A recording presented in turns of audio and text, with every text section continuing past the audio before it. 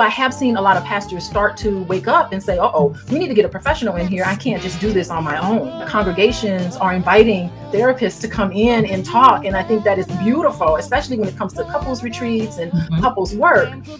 So I'm just curious about, from your perspective, where do you see couples work in terms of seeking help with their marriage? You have to stick together no matter what happens in the family. And there's some very disturbing things that I'm seeing in these families. And I'm not certain, as a therapist, I'm not attached to the outcome of whether you're going to be together or not. I'm really interested in the process and self-actualization and all of that. But I'm curious about, how what your perspective is on that part.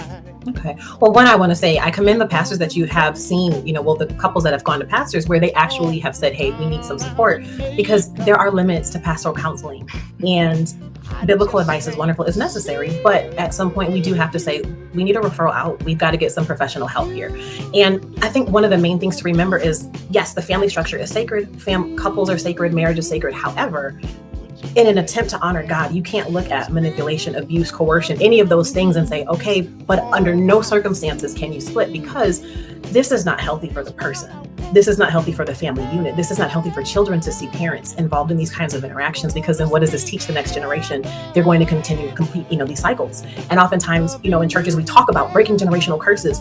You break generational curses by breaking generational trauma. And you understand generational trauma by doing the work and digging in and saying, you know what, this was dysfunctional. Just because I learned it, it didn't make it right. And just because we continue to practice this, it didn't make it right. And then you choose to do something differently based on the education you receive. And oftentimes that comes in therapy.